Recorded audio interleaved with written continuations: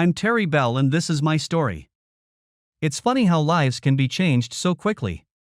It all started the day I went on a fishing trip with two of my friends. My wife Abby had already been sitting in her office for about an hour when the phone rang. "Is this Abigail Bell?" the caller asked. "Yes, that's right, how can I help you?"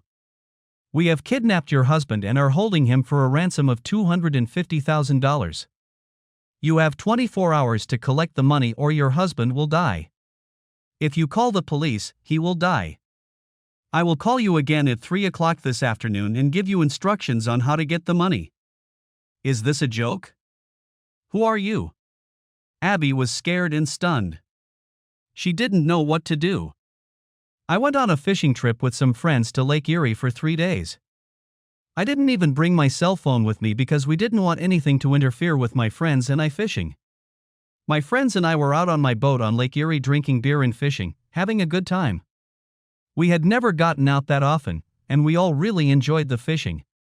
My boat was quite large, a 35-footer that could even accommodate 6 people if they were friendly, although we rented a cabin to stay in overnight. For the last 6 years we have done this trip and fishing trip once a year. As I sipped my next beer, the Coast Guard came speeding up and stopped next to the boat. With guns at the ready, they asked, "Is one of you Terry Bell?" "That's me," I replied. "What the hell happened that you need to point a gun at us?" "I'm sorry, sir, but we've been asked to find you. We've been told you've been kidnapped and are demanding a ransom." I can assure you that I'm fine. These are 2 friends of mine, Joe and Al. They are also 2 of my employees. We came here to fish for a few days. We decided to do without cell phones. We didn't want to be disturbed, we just wanted to fish. Could you please point your guns in the other direction?" "Excuse me, Mr. Bell. We'd like to come aboard your yacht and take a look around. Do you have any weapons on board?" "Just the standard flare guns and other emergency items you'd expect on a yacht." "Welcome aboard." They quickly searched the boat and checked the documents of the 3 of us. After that they apologized, but asked if I would go with them. The police officers needed to talk to me at my home. "Joe, Al, go out and enjoy your fishing. I'll try to get back to the cabin tonight or tomorrow. No need to spoil your vacation. If for some reason I don't come back, see to it that the boat is docked and securely tied up. Clean and lock the cabin and throw away the keys." I left with the Coast Guard and headed for shore. I had met Al and Joe in prison 12 years earlier. I had been convicted of accepting stolen property, which I will tell you about later. Joe and Al also met in prison. They were both serving time for assault and battery. It seems each of them had caught his wife cheating on him and had beaten up his wife's lover. They could have been locked up for attempted murder, but they took the deal, reducing the case to assault and battery. Needless to say, they both divorced. During our time in prison, the 3 of us became good friends and had each other's backs. When I was soon released on parole, I told them that after I was released I would do my best to help them when it came time for their parole. I served 3 years before I was paroled. My father owned an auto parts warehouse. I had worked for my father since high school and eventually took over the business when my father became ill and passed away. A year after my release from prison, Al and Joe were presented for parole. At the hearing, Dad and I told the parole board members that we had jobs for both men at a parts warehouse. They needed somewhere to live, and their father told the council that he had a mobile home site near the parts warehouse and that he could rent Al and Joe a trailer each to live in. Because they were offered jobs and housing, they both got out of jail. The parole happened 8 years ago, and both men thanked my father and me. They were great employees, and now they are also good friends of mine. They were each able to buy a used car at a bargain price from a junkyard. They became mechanics and tow truck drivers. They were generalists, and there was nothing they couldn't do at a salvage yard.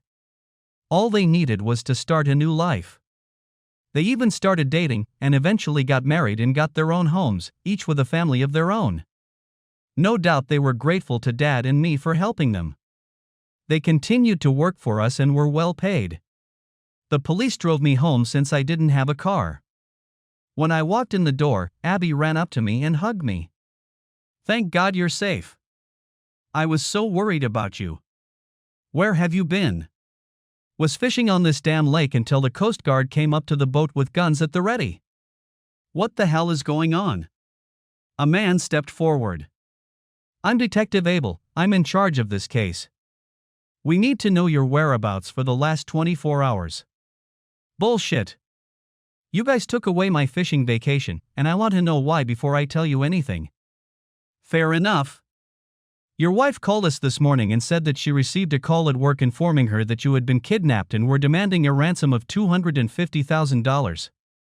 The caller said he would call your house at 3 o'clock. We have everything prepared and are waiting for the call. This must be some kind of sick joke.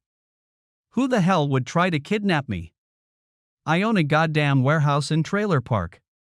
You think they're after auto parts or a used single truck? Abby, did they say anything else? They said, you have 24 hours to collect the money or your husband will die. If you report to the police, he will die. I will call you again at 3 o'clock and give you instructions on how to get the money. I was so scared. They told you that if you called the police they would kill me, and you called anyway. God, if this was real, I could be dead. Abby began to cry. Mr. Bell, your wife made the right decision. She didn't know what to do. There was no way she could have handled this on her own. Easy for you to say, because it wasn't your fucking life that was at stake. Fucking hell. What's going to happen now? I'm fine, can't you all just get out of my house? You can see I'm fine. Mr. Bell, we have to take every threat like this seriously. We'll stay here and see if another call comes in. Now would you mind telling us your whereabouts for the last 24 hours? Of course. Joe and Al picked me up early yesterday morning. We rented a cabin on the lake for 4 days. We arrived, took my boat and went fishing. In the evening we arrived, cooked a meal, ate and relaxed in the cabin. This morning we had breakfast and were on the road again before the Coast Guard caught up with us. You know the rest. It was almost 3, and the detective and his officers had set up a phone tracking device on the kitchen table. He was going to have Abby there to talk to possible suspects if a call came in. I was sitting in the living room with 2 other detectives drinking coffee. There was a speakerphone on the coffee table so we could all hear any conversation. Detective Abel asked Abby to say that she had contacted her attorney to help her raise money in case the call came in. The detective was going to play the part of the lawyer. I just sat there shaking my head. I said to the rest of the officers, hell, I might as well be out fishing. The phone rang at exactly 3 o'clock and Abby answered the call. Mrs. Bell, it's nice to see you came home early to take my call. Do you have the money ready? The caller asked. The voice was disguised. Not yet, I've contacted a lawyer to help me get the money, Abby replied. What? I told you that if you contacted anyone, your husband would be dead. Did you contact the police, too? No, just my lawyer. I'm sorry, but I didn't know how to collect that money. You just told me not to report to the police. Please don't hurt my husband. Put that damn lawyer on. She did as she was told, and Detective Abel picked up the phone. This is John Wells, I'm the Bell's attorney. What exactly do you need? We knew he was just wasting time and trying to trace the phone call. What the fuck is this? We want the fucking money or Bell dies. Is that clear enough? If we find out you or Mrs. Bell called the authorities, he dies. This isn't some fucking game. I'm not going to gamble either. Before we give you that kind of money, we need to know that you have Mr. Bell and that he's alive. A commotion could be heard on the other end of the phone. Then we all heard a voice. Abby, it's me, Larry. Those masked men came and kidnapped me right after you left the hotel this morning. Please give them what they want. Please. Then we heard a thump and a groan. It sounded like someone had been punched in the stomach. Holy fuck, I said. It's my fucking loser brother Larry. What the fuck does he mean when he says you were with him this morning? As you can see, sweet Abby. We know you lied to us. Was that your husband yelling in the background? Does he know you made love to his brother? Looks like we made a mistake with Bella. You see, yesterday we went to the warehouse and were told that Mr. Bell was on vacation for a few days. Yesterday morning we stopped by your house to see if he had left when we saw you were on your way out. We followed you to your hotel. Your room was registered to Mr. and Mrs. Bell, so of course we assumed it was your husband. After you left the motel this morning, we kidnapped the wrong Mr. Bell. He told us over and over again that we had the wrong man. We didn't believe him until he told us he had a twin brother. What do you want now that you don't have Terry Bell? Asked a detective posing as a lawyer. 3 Who? Dread $1,000 by 9 o'clock tomorrow morning, or Larry Bell dies. The extra money is for the lies and trouble we went through. Tomorrow morning we'll call you where to bring the money. No more games, no more money, he dies. The caller hung up and I stood up and started yelling at Abby. You fucking whore, now you're having sex with my brother. I won't give a dime to save his ass. The bastards who caught him will only save me from killing him myself. 2 officers stood between me and Abby and asked me to sit down. I walked over to the refrigerator, grabbed myself a beer and turned on the TV. I will have nothing to do with my gigolo brother or my whore wife. As soon as this farce is over, we'll get a divorce. The detective told Abby that he needed to know if what the kidnappers were saying was true. He needed to know her every move from the moment she left the house the previous morning. She was very upset and crying, but I acted like she wasn't even there. I didn't care anymore. Abby was explaining to the detective but trying to talk so I couldn't hear, but I heard everything. She met Larry at the motel. His wife thought he was out of town. They had been lovers for months. I sat there getting more and more angry at being made a fool of.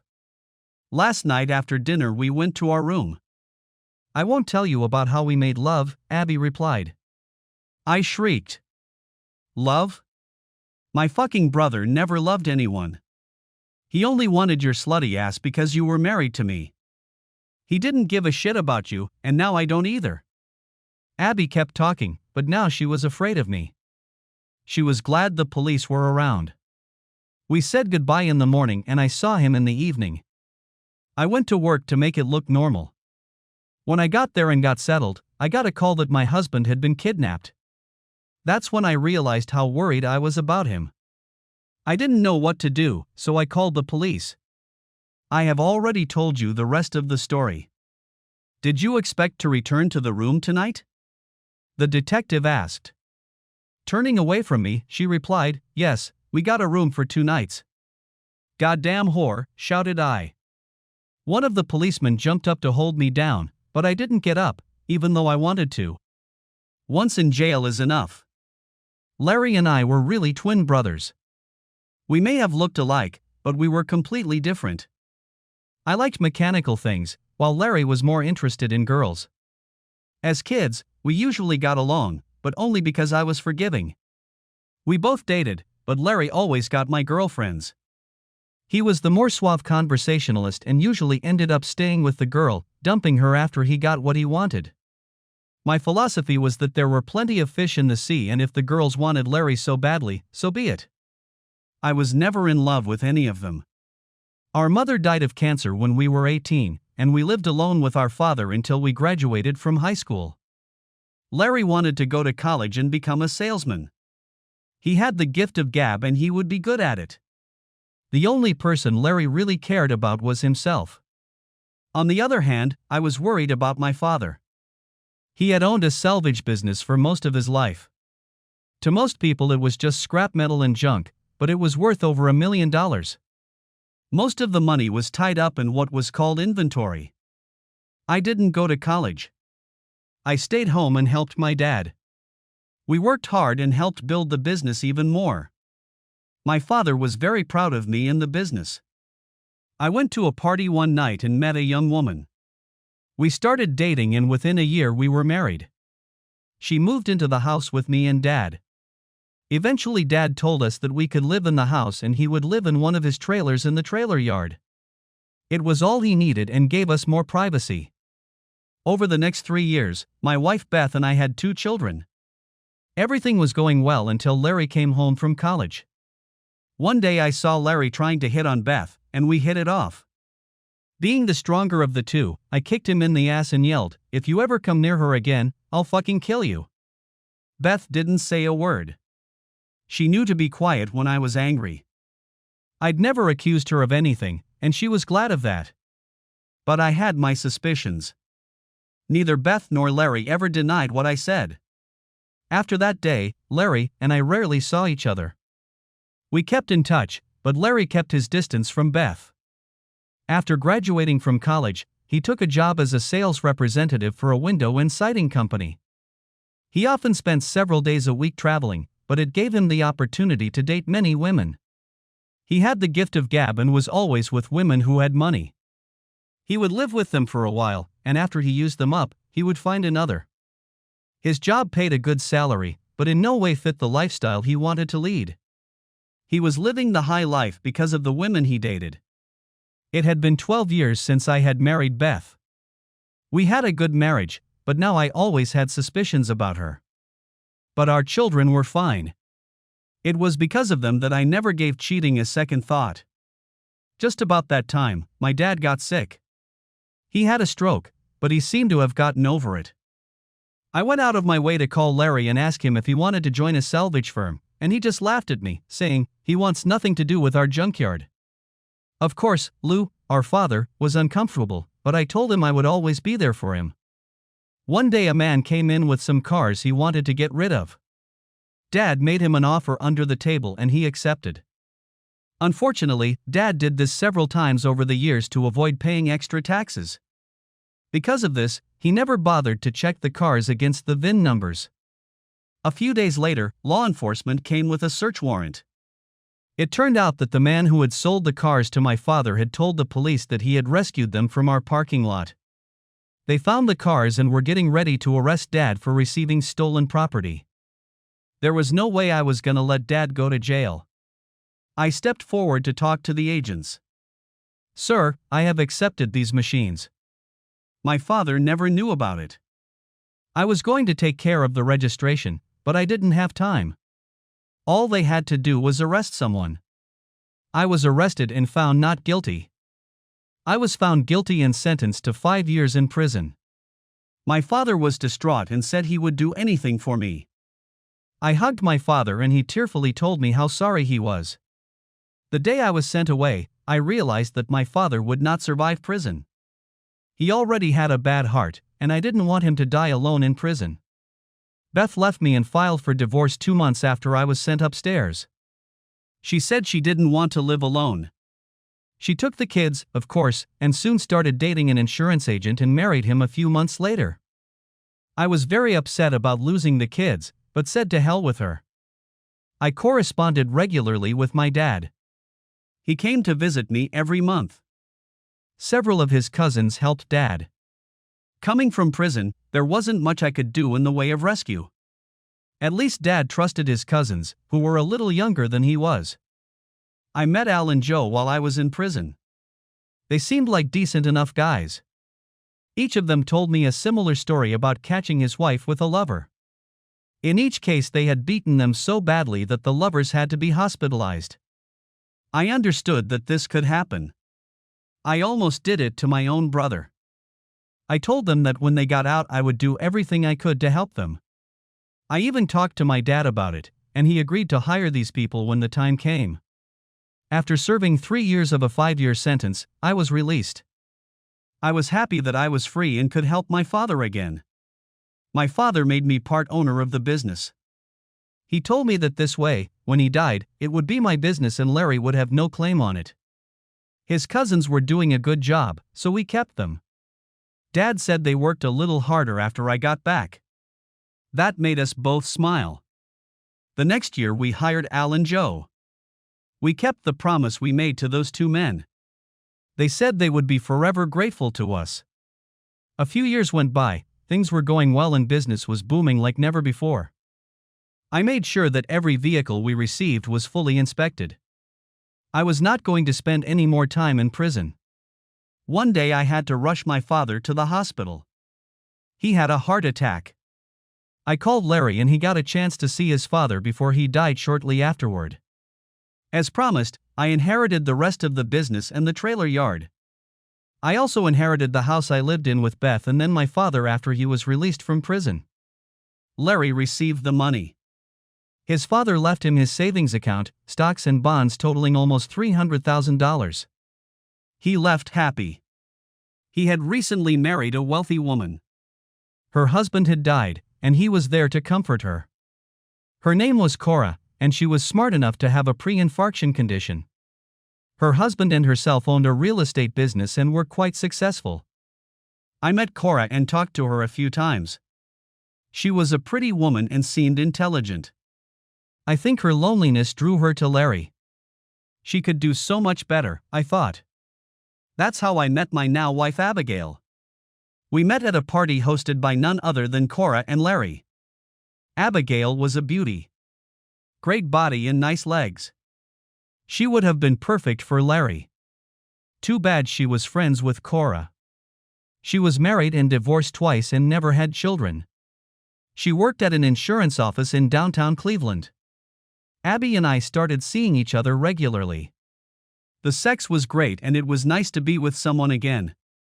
It wasn't long before we decided to get married. I registered a salvage business so no one could get their hands on it. Abby had brought about $400,000 into the marriage and hoped I wouldn't mind having an advance on it too. She told me she thought we would be together for life, but unfortunately she had already been married twice. Needless to say, I didn't object. In fact, it protected my assets as well. I knew she had built up her savings from her ex's money. I really cared for her a lot, but I'm not sure I would call it love. I was always left with too many questions about people to trust them completely. My first wife, Beth, agreed to let me see my children from my first marriage after I got out of prison. I was pleased that they still called me daddy and that I was present in their lives. Now I was helping them both go to college. My life was going pretty well. Things were going great. Al and Joe had become my best friends, and I was able to see them quite often. I was married to a beautiful woman and the sex was great. Things were much better. A couple months before that, Abby seemed to be acting a little strange. I thought it might be some kind of female trait, and left it at that. But I kept my eyes open, even though I had no reason to believe she'd cheat on me. I told her that me and my friends, Joe and Al, were going fishing for a few days. It would be impossible to contact us since neither of us had brought our cell phones with us. We've been going fishing for the last 6 years, so this was nothing new. Just some time with the guys. I told her that she could always call the Coast Guard in case of an emergency. So far, that hasn't happened. Chapter 2. The detective was talking to his operator. They were hoping to trace the number they'd called from. They knew the connection had been more than long. Any luck tracing the phone? Yes, sir, but not very successfully. The caller was using a track phone, which you can buy just about anywhere. They are disposable. You can add minutes to them if you want. I traced the number, but that only tells me it was purchased at a Wal-Mart store. It could have come from anywhere. The tower that took the call was in downtown Cleveland. Can we narrow it down? The detective asked. Not really, just within a 5-mile radius of downtown Cleveland. Not that much, sir. Send 2 men to the motel and see if we can find out anything. Mrs. Bell, we'll need the name of the motel and your room number. Maybe someone saw something, or even the lobby monitor might have picked up something. Check to see if Larry Bell's car is in the parking lot. Abby gave the officer the requested information and the make of the car. She became anxious again and asked about the ransom. I spoke up. I'm not giving him a dime. If you want his fucking cock so badly, pay his ransom with your own money. By the way, I think we should notify Cora since her husband has been kidnapped. No, we can't call her, Abby said. On the contrary, Mrs. Bell. We need to talk to her and find out what she might know, Detective Abel said. Besides, it's her husband, and she deserves to know that he's been kidnapped. Detective, let me call her. I'll have her come to the house and you can interview her here, I asked. Okay, but get her here as soon as possible, Detective Abel said. Hi Cora, it's Terry. Would you mind coming over to our house? We have something important to discuss with you, I asked Cora. Does this have anything to do with Larry? He's supposed to be in Pittsburgh and he's not there. Do you have any idea where he is? Cora asked. No, I don't know where he is. The detective is at our house and he needs to talk to you, but not on the phone, so please hurry, I asked. Cora arrived 15 minutes later. I met her at the door and took her hand as she entered the living room. What's going on? Where's Larry? Is he okay? Mrs. Bell, Detective Abel said. Just call me Cora, since there are two Mrs. Bells here. Where's Abby? Is she here? She went into the bathroom. Cora, tell me, what did you mean when you said your husband wasn't in Pittsburgh? Detective Abel asked. Do you know where he is? Why won't anyone tell me anything? Cora was shaking. I said. Cora, Larry has been kidnapped. Listen to me, please. The people who kidnapped him thought it was me, but they took Larry by mistake. He's alive, but they're demanding a ransom. Oh my God, I can't believe it. Why would anyone kidnap Larry or even you, Terry? It doesn't make sense. Cora, we need you to tell us everything that has happened in the last few days, the detective said. We talked to your husband for a few seconds and we know he's alive. We're trying to find out where he's being held. Cora was a little nervous, but said she would tell them everything she could remember. Lately I've been wondering if Larry is cheating on me. He was supposed to go to Pittsburgh for 2 days for one of his shows. He often attends home remodeling shows. He gave me his motel and room number and told me he would share a room with another salesman to cut costs. He has done this many times. This time he looked a little different or nervous. What makes you think he might have been cheating? The detective asked. He's been more aloof lately. You know, too tired to make love. He's also been missing more than usual. Usually for a day at a time. I needed to know for sure, so I was going to send him to Pittsburgh. He left yesterday morning and said he would be gone for 2 nights. He even called me when he told me he was coming.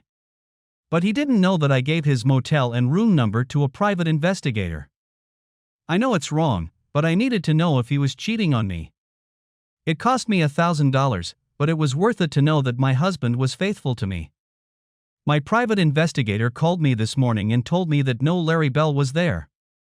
He was checked into a motel, and the private investigator even talked to another man in the room, and the man told my private investigator that Larry had paid for half the room, but said he had another engagement, but he didn't know where. He came into my office this morning and returned $500 to me. He said he didn't feel he had earned it, as he had never seen Larry. Abby walked into the room, her eyes red as if she had been crying. Cora went over to hug her, but Abby held up her hands. What's going on? What's going on, Abby? First you say my husband is being held for ransom, and now my best friend is crying and doesn't want me near her. What aren't you telling me? Terry, you never lie to me, what's going on? I handed Cora a beer and motioned for her to sit down. I told her the whole story and about the kidnapping when they took Larry from the motel room thinking it was me. The reason they thought it was me is because my fucking wife was doing it with your husband. What, Larry and Abby are having an affair? Looking at Abby, Cora said, you two-faced bitch. When I told you I thought Larry might be having an affair, you comforted me and told me he wouldn't do that to me. And now I find out you're the one having an affair with him. Cora began to cry. I put my arms around her and pulled her to me. When she came to her senses, the detective asked if she had anything to add. Add? I thought to myself. Is he fucking kidding me or what? He gambled a lot and lost a lot of money.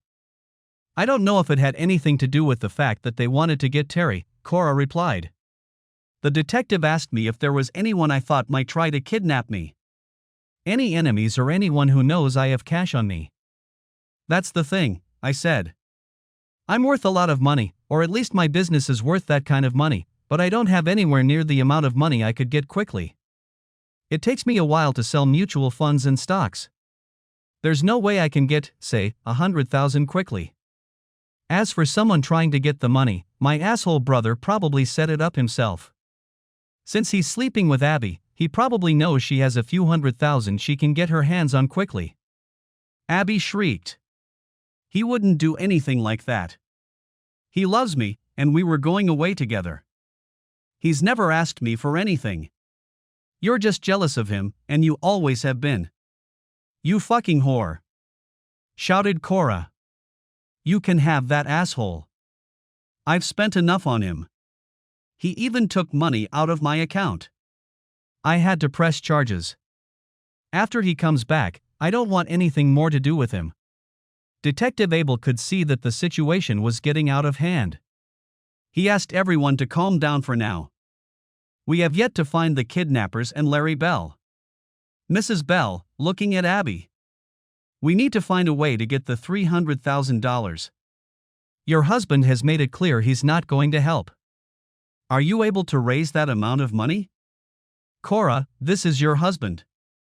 Do you have such spare funds? Cora looked at me. What am I going to do, Terry? I have a couple 100,000, but that's all I have left.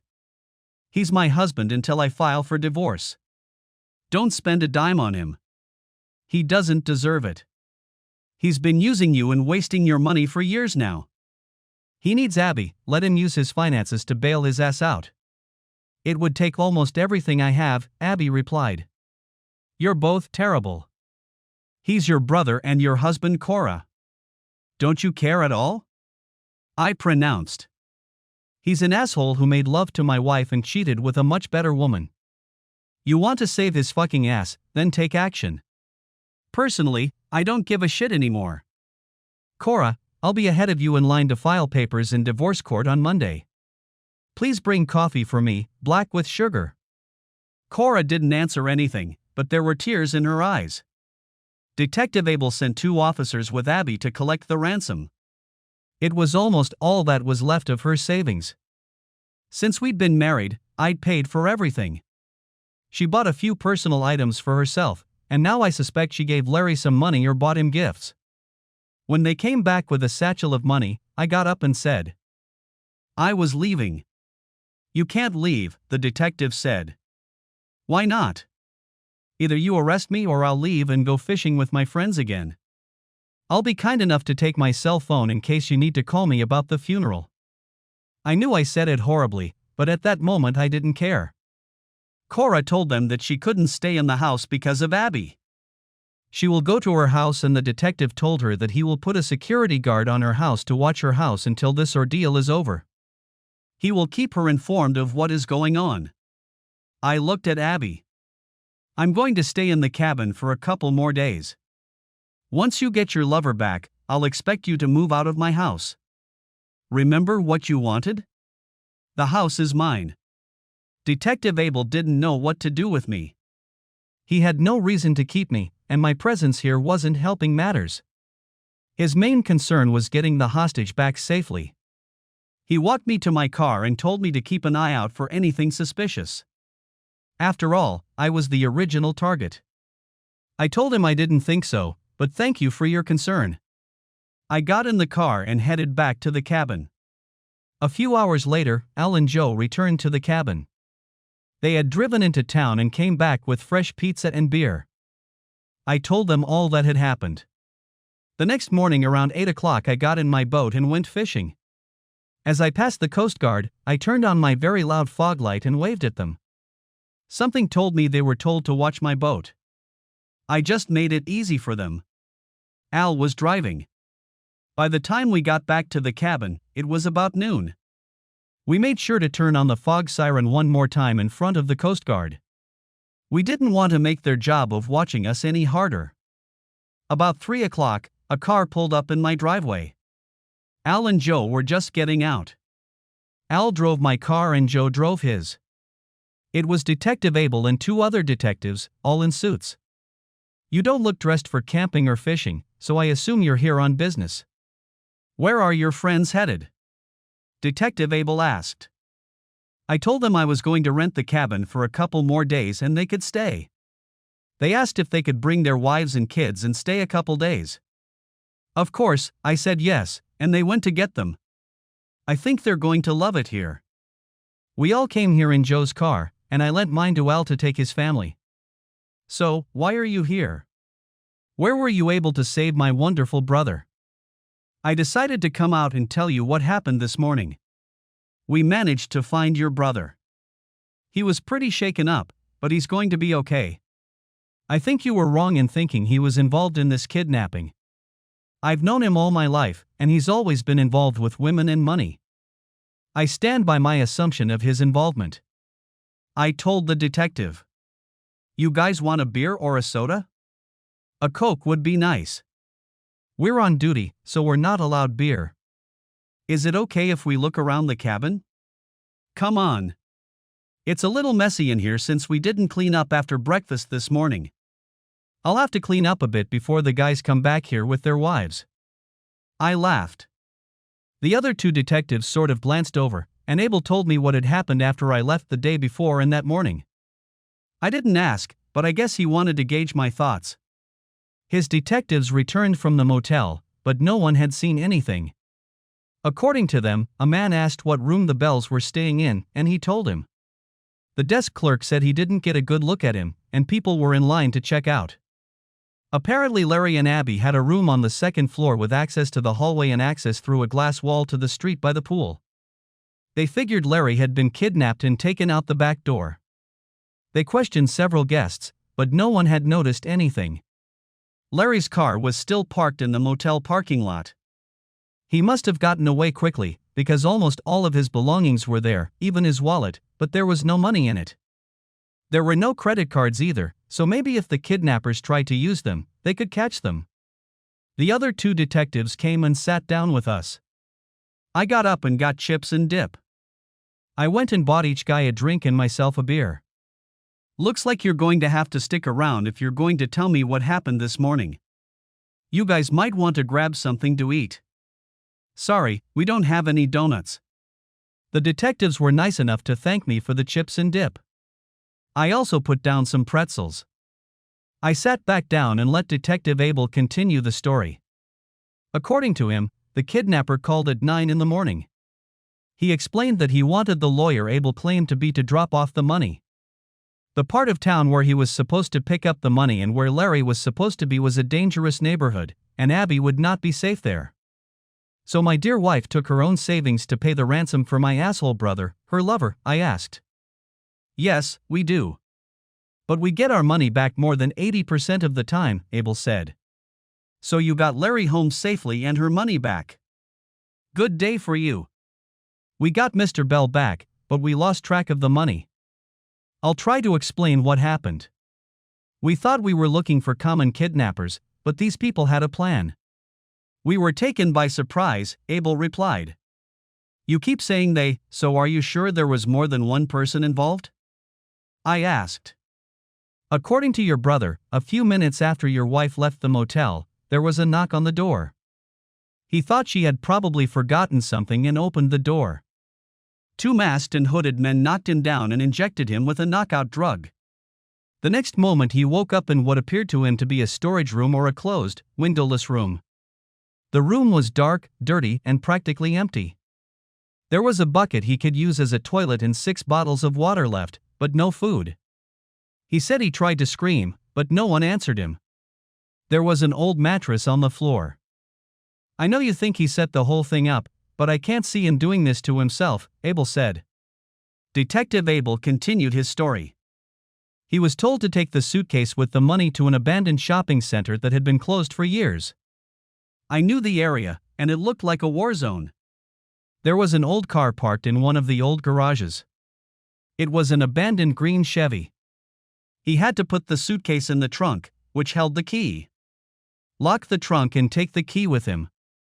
The kidnappers said they had another key to the trunk. He was then to leave quickly, and after the kidnappers came and checked the suitcase to make sure there were no dye packs in it that could taint the money or any tracking devices, they would call the Bell's house and tell them where they could find Larry. Abel said he told the guy that the terms were unacceptable, but was quickly told that if the money wasn't delivered by 10 o'clock, Larry would die, and hung up. We argued with the man on the phone, but he said that or Larry would die. We didn't like the idea, but we figured we could keep an eye on the building and the car and keep an eye on who might come and get the suitcase, and we had no choice, so we agreed. As the saying goes, always follow the money trail, Abel said. I wondered how this was all going to happen. So how did you save asshole Larry and not get any money? I did as I was told and put the suitcase in the trunk of the old green Chevy. I got out quickly and headed back to be with your wife and wait for the call. Jim and Bob, he pointed to the two detectives, hid across the street from the mall. They had binoculars and kept watching the building and the car. We waited until noon, but no one showed up. I was beginning to worry that something had gone wrong. I had a device sewn into the lining of the suitcase and it showed that it was still in the trunk of the car. About half an hour later, Mrs. Bell got a call that the money had arrived and gave us the coordinates of where we could find your troublesome Larry. It was 2 houses down from the garage. It was in an old loan office or bank vault. The main locking mechanism had been removed, but someone had welded a large padlock to the door. There was no way Larry could get out. Jim used a sledgehammer and kept pounding on the lock until it finally broke. Larry sat in the dark in his underwear. He drank 5 of the 6 bottles of water and tried to use a bucket to relieve himself in the dark. We questioned him over and over again, but he had no idea who kidnapped him. All he could remember were 2 masked men. He said they were very angry when they mistook Bell for him. When they let him talk on the phone, he had a bag over his head. Other than that incident, he was alone. So I don't believe he could have gone through that. So what happened to Abby's money? Didn't you just say that your device showed they were still in the trunk? I asked. It's just unbelievable. While Jim went off to find Larry, Bob went back into the house and opened the trunk of the green car. The suitcase was still there, but all the money had been removed. The old clunker in the trunk had a false bottom. Under the car we found that the sewer manhole cover had been removed and someone had taken the money from under the trunk and escaped through the sewer. We found the place where the man got out, about 100 meters behind an abandoned shopping center. It was a deserted street full of dilapidated houses. We don't have anything we can trace to find out who or where the person went. We don't even know how many people were involved, except that Larry said he was abducted by 2 men. We called an ambulance to take your brother to the hospital, but the paramedics said he looked fine but very dirty and shaken. I followed your wife to the hospital to see him. Jim and Bob stayed at the scene for an hour looking for any evidence but found nothing. We had the old Chevy towed to our yard to have it inspected. I doubt we'll find anything. Have you notified Cora? I asked. Yes, she thanked us and said she would have to meet with him and tell him she was filing for divorce. She was glad he was safe, but that was the end of it. The 3 detectives stood up, and I thanked them for taking the time to explain the situation to me, but I wanted nothing to do with my brother. The best thing he could do was stay away from me. Abel asked me one last time if I knew anyone who might try to kidnap me. Detective Abel, I own and operate a scrap metal recycling center and trailer yard. I had 2 of my best friends with me. 2 of my cousins ran the warehouse while we were gone. I have a few part-time employees, but no one to try and kidnap me. Abby could have hired someone, but what did she expect to get? Until yesterday, I bought her everything she wanted. She never once spent a dime of her money on me. I have a brother who is a money-hungry gigolo who never has enough. But I'd still bet my 2 cents on him. After a while, Al and Joe showed up with their families. Everyone seemed so happy, but they knew about Abby, and that made it a little uncomfortable. She had never been close to any of them. I told the guys that I was feeling a little third-rate and that I would stay at the motel for a couple days. I told them to enjoy the cabin and my boat. I trusted them completely with everything I owned. They were true friends. I would be back in 2 days to put the boat in the dock and close up the cabin. I told them to enjoy their vacation and told them I would see them at work on Monday. I decided that peace and quiet would be the best solution for me. I had to think about what to do next. I called Cora and invited her to dinner the next day. She agreed. Chapter 3. I met Cora the next day. She looked beautiful, but sad. She always dressed like a businesswoman since she was in real estate. We met at the Red Lobster for dinner. We drove separately. "Why do you want to have dinner with Terry?" she asked. "The last couple days haven't been the best, so I thought we could use a friend." "So, did you see my asshole brother yesterday?" "Yeah, I got there shortly after Abby left. I can't believe a friend could do that to me. I never want to see her again." Larry wanted to apologize, but before he could do that, I told him to go to hell. That was the last straw. First he stole from me, and then he cheated on me with Abby. I informed him that I was filing for divorce on Monday, and if he tried to resist, I would file theft charges against him when he forged my name and withdrew money from my savings account. God, I don't know what I see in him. I feel like such a fool for marrying him and then staying with him. He's always been a talker. I had hoped he had changed when he married you, but I see he hasn't. I'm also meeting with my lawyer on Monday. If you want to come with me, that's fine with me. She smiled. Your brother may be a talker, but you're a sweet man. Always willing to help anyone in need. Larry has always been jealous of you, but you probably already know that. What did he say about the kidnapping? Did he admit to setting it up? I asked. Cora laughed lightly. He said he had nothing to do with it. He said they were after you, but he had no idea why. They seemed really pissed off when they took Larry instead of you. I'm confused about all of this. Maybe you know something but you're not telling me? Let's leave it at that for now. Talking about my brother makes me nauseous. How about we go to the lawyer's office together? We could even have lunch, I asked. Terry, I've always cared for you. It's a shame I picked the wrong brother, but I didn't know you then. We each have to deal with our own divorces. Some might think we faked this kidnapping to be together. She laughed. But that doesn't mean we can't have dinner or lunch every now and then. I enjoy talking to her. She seems so kind and real, she was easy to talk to. I thought about her many times, but I would never let her know how I felt. We were both married and honored our vows. After the divorce, I hoped things would change. I got to the cabin on Sunday and Al and Joe, or their wives, had already cleaned up. They thanked me over and over again for the use of the boat. I told them they could use it anytime they wanted. The wives even gave me a hug. Al and Joe had already taken the boat back, tied and locked it up. I said goodbye to Joe and his family and told him I would see him tomorrow, but I would be late. I had to stop by the lawyer's office. I drove Al and his family home since he didn't have a car since it was just the three of us. I called Abby on Sunday after I got back to the motel and told her that I hoped she was already packing because I was coming home Monday after work and she'd better leave or she'd be sorry. It was a threat, but I didn't care. I doubt I would have done anything but throw her ass out. She wanted to talk about money and divorce. I told her it's all in the prenup. She gets what she came in with. The house and almost everything in it stays with me. When she said that most of her money is gone because she used it for Larry, I replied that she should thank my brother for that. Talk to him and he might be able to return some of the money. She got very angry with me. You're a terribly pathetic man. You would let your brother die. I cut in and said, I didn't fuck him. Maybe if he hadn't fucked my wife, I would have considered helping him. Anyway, I'm going to see a lawyer on Monday. You will be served with divorce papers later this week. I suggest you sign them.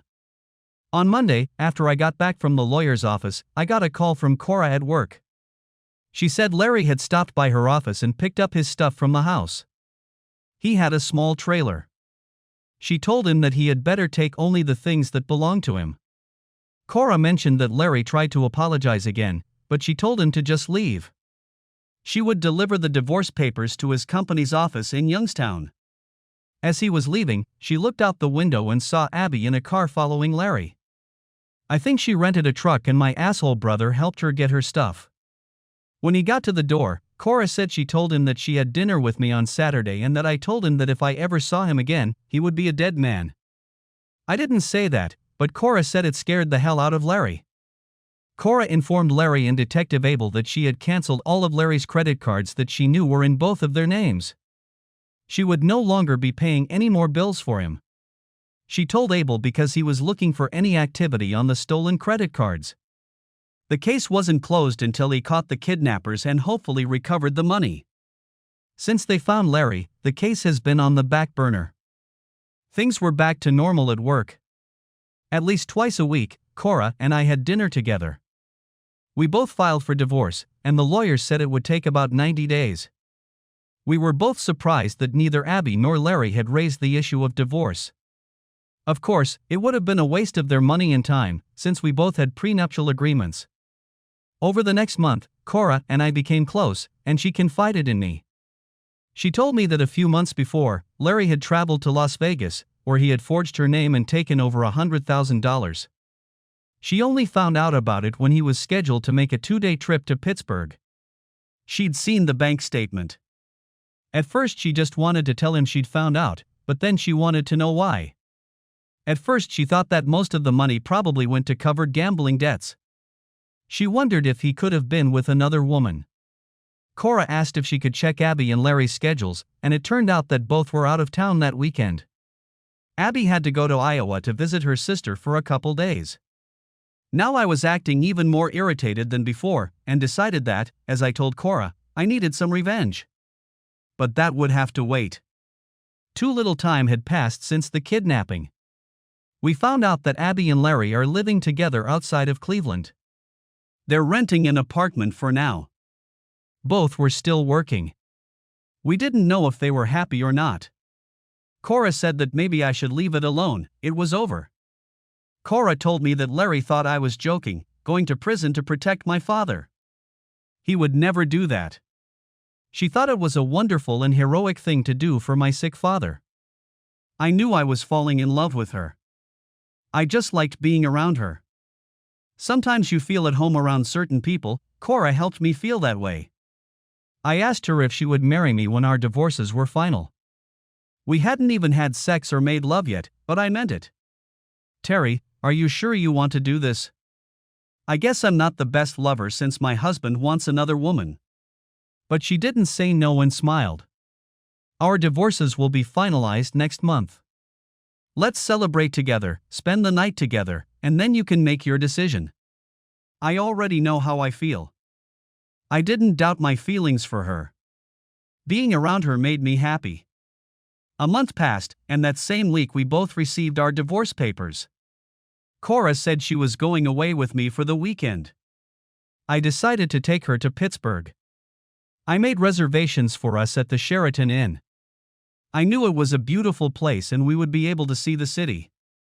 We left on Friday. I drove through Youngstown, crossed the Ohio River into West Virginia, and then made it to Pittsburgh, Pennsylvania. In Youngstown, I stopped to put gas in my car using my credit card. I then stopped by the Chase Bank, but they were closed, so I put a large deposit down for overnight deposit. I told Cora that I was going to put the money in an account before I left, but since it was the same bank, I would drop it off there. It was too much money to carry around. We had dinner at the Sheraton. It was wonderful to be with her. After dinner and a few drinks, we went up to our room. That's where I kissed her for the first time.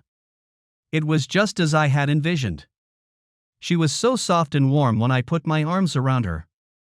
We dimmed the lights and undressed. We lay on the bed and made love. Her breasts were soft except for her hardening nipples. She took care of her body and looked much younger than her 38 years. I kissed her soft belly, which was still firm. Oh, my God. That's so good. More, please, Terry. Make love to me. That's what she said, make love to me. I got up and peed and went back to my room, turned off the light and snuggled up to my new love. The next morning we showered and explored part of the city, visiting the Carnegie Institute, which is a museum. After that, we decided to go to a baseball game. We weren't Pirates fans since we were originally from Cleveland, but we just thought it would be fun to act like two little kids and had a great time. We had dinner again and went back to the hotel where we had a drink and did a little dancing. It was just nice to be together. Later we went back to the room and made love again. This time I lay on my back and Cora lowered herself onto my cock. It felt so good in her hot and very wet pussy. It was so hard to believe that my dim-witted hubby could cheat on a woman like that. Beautiful, wonderful and fun, a great lover, everything I could ask for in a girlfriend or wife. The next day we traveled back to Cleveland, passing through Steubenville and a number of small Amish towns. We stopped and even did some shopping and sightseeing. I dropped her off at her house and told her I would like to see her Monday after work. On Monday, she cooked us dinner. The woman could cook too. When we finished eating, there was a knock on the door. Cora went and answered it. It was Detective Abel. "Mrs. Bell, may I come in? I have a couple questions for you." "Sure, come on in, please." "Terry, Detective Abel is here." I entered the room and he seemed a little surprised to see me. "Before you say anything, Cora and I have been seeing each other occasionally. I want you to know that it started after we found out about our cheating exes," I told the detective. "You are two adults and what you do is your business. I have a couple questions regarding the credit cards you canceled that were stolen. Do you still have a list of them?" "Yes, it's in the desk. I'll go get it right now." She went to get the list and handed it to Detective Abel. "What exactly is it about?" Cora asked. "I noticed that you canceled one Chase card that both of you used." "Is that correct?" "Yeah, why?" Cora asked. "Your husband had another Chase card that was used last Friday at a gas station in Youngstown." Larry Bell was in Youngstown on Friday at his corporate office. He said he drives there every other Friday. He said he didn't use the card on Friday and that it was stolen. I only canceled the cards I had duplicates of. I never knew he had another Chase debit card. Was I on that card too? No, he said it was just him on the card.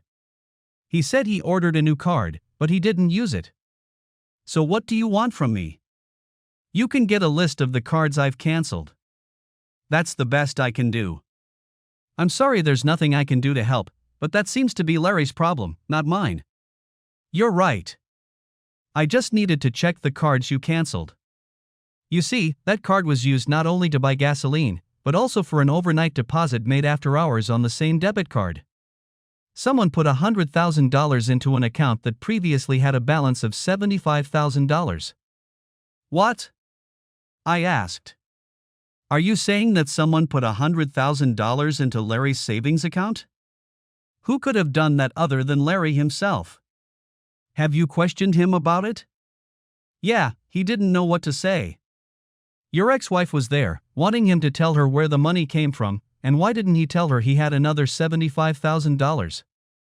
Your brother just shut up and said he wasn't going to answer any more questions.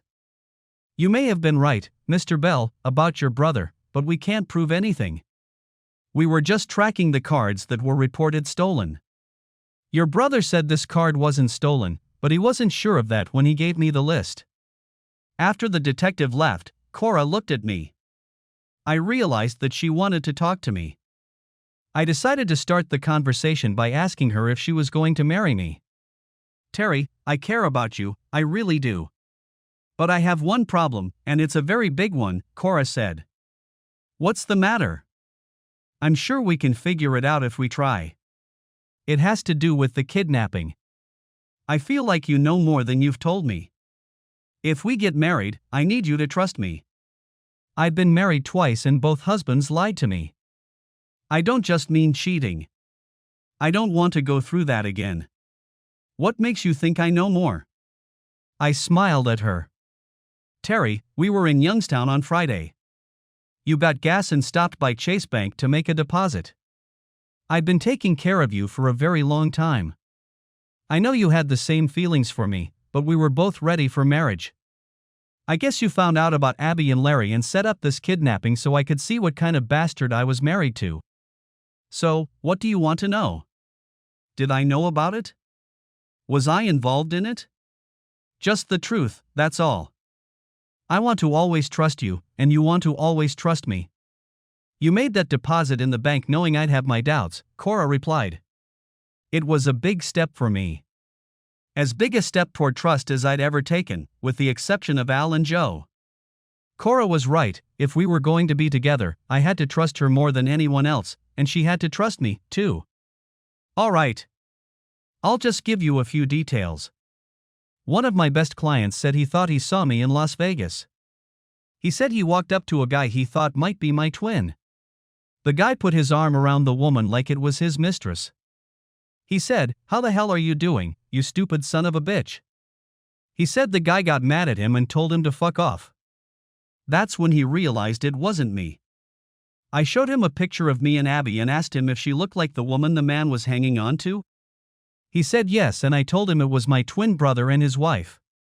He said, damn, he was all over her and wasn't afraid to grab her right there in the casino. Must be a newlywed couple. I just agreed with him.